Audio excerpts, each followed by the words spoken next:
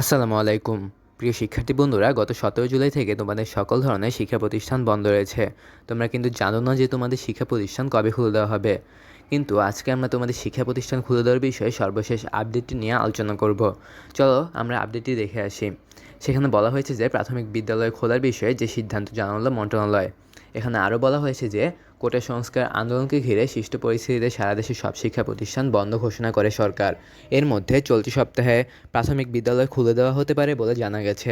রবিবার 28 জুলাই এ নিয়ে বৈঠক রয়েছে বলেও জানিয়েছিলেন প্রাথমিক ও গণশিক্ষা মন্ত্রণালয়ের সচিব ফরিদ আহমেদ। তবে সে বৈঠক আজ হচ্ছে না, বরং সোমবার 29 জুলাই মন্ত্রিসভার বৈঠকের পর প্রাথমিক বিদ্যালয় কবে খোলা হবে তা নিয়ে বৈঠক করবে প্রাথমিক ও গণশিক্ষা মন্ত্রণালয়। প্রাথমিক ও গণশিক্ষা মন্ত্রণালয়ের জ্যেষ্ঠ তথ্য কর্মকর্তা মাহবুব রহমান তুহিন রোববার দুপুরে গণমাধ্যমকে এই তথ্য নিশ্চিত করেছেন। তিনি বলেন, আগামীকাল ক্যাবিনেট বা মন্ত্রিসভা মিটিং আছে। এটা নিয়মিত মন্ত্রিসভার বৈঠক, কোনো স্পেশাল মন্ত্রিসভার বৈঠক নয়। এ বৈঠকে শিক্ষা প্রতিষ্ঠান নিয়েও আলোচনা হতে পারে। সেখানে কোনো ইঙ্গিত পাওয়া গেলে প্রাথমিক ও গণশিক্ষা মন্ত্রণালয় আবার বৈঠক করে নিজেদের মধ্যে আলোচনা করবে, তারপর সিদ্ধান্ত জানা যাবে। এটাই হয়ে থাকে, এবারও সেটাই হবে।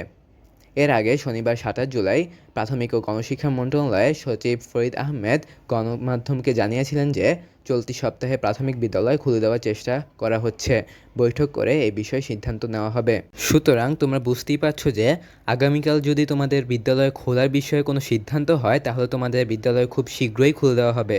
এবং যদি শিক্ষা প্রতিষ্ঠান খোলার মতো পরিস্থিতি হয়, তাহলে তোমাদের শিক্ষা প্রতিষ্ঠান খুব তাড়াতাড়ি খুলে দেওয়া হবে বলে আমি আশা করি। ধন্যবাদ সবাইকে।